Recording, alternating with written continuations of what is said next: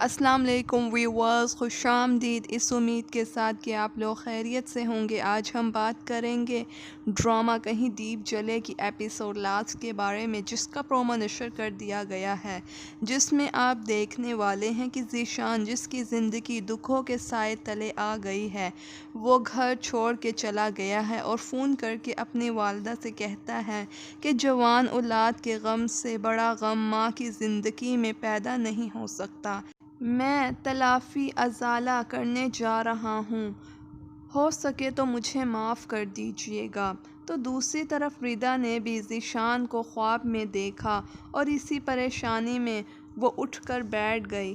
وہ زاروں قطار سے رونے لگ گئی اور اس طرح ذیشان کی والدہ کی بھی اس کے پاس کال آئی، جو ردا کو روتے ہوئے بتاتی ہیں کہ تم پر لگے ہوئے الزام اس کو چین نہیں لینے دے رہے ہیں۔ ذیشان ذہنی اذیت کا شکار ہو گیا ہے، خدا کا واسطہ ہے اس کو معاف کر دو۔ یہ سنتے ہی ردا دنگ رہ گئی اور اپنی والدہ کے گلے لگ کر خوب روئی۔ آخر اس نے فیصلہ کر ہی لیا۔ وہ اپنی والدہ سے کہتی ہے کہ ماما، مجھے گھر جانا ہے۔ تو ختیجہ بیگم اپنی بیٹی سے کہتی ہیں کہ بیٹا، تم اس طرح کیسے جا سکتی ہو؟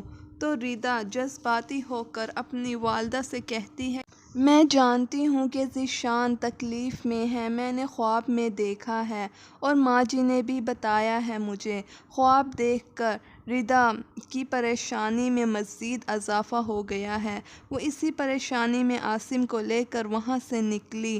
دوسری جانب ذیشان، جس نے اپنی جان ہتھیلی پر رکھ کر پیش کر دی، ایک شخص اسے گریبان سے پکڑ کر لے کر جاتا ہے اور رسی سے باندھ دیتا ہے اور اس سے کوڑے لگائے جاتے ہیں اور اس اذیت سے ذیشان چلاتا ہے، لیکن ردا پر کیے گئے ظلم و زیادتی کو یاد کر کے یہ سب سہ جاتا ہے۔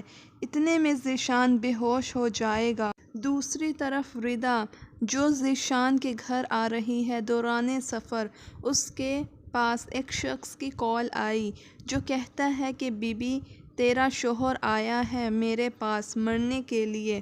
اس نے اس پرچے پر سائن کیا ہے اور اگر مجھے کچھ بھی ہو جائے تو اس نمبر پر کال کر لو۔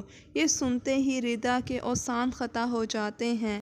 ردا جب پتہ پوچھتی ہے تو عاصم جلدی سے فون کال لے کر وہاں سے اس کا ایڈریس معلوم کرواتا ہے۔ اب دونوں بہن بھائی اس پتے پر پہنچنے کی کوشش کرتے ہیں۔ ہوپ فلی اس ڈرامے کی کہانی ہیپی اینڈنگ ہونی چاہیے، کیونکہ ردا نے ذیشان سے محبت کی تھی تو کیر سے نہیں۔ ردا کو اینڈ میں خوش ہی دکھانا چاہیے، کیونکہ وہ شروع سے اینڈ تک شمیلہ کی مکاریوں کا نشانہ بنتی آئی ہے، جس کی وجہ سے ردا کی زندگی تباہ برباد ہو کر رہ گئی۔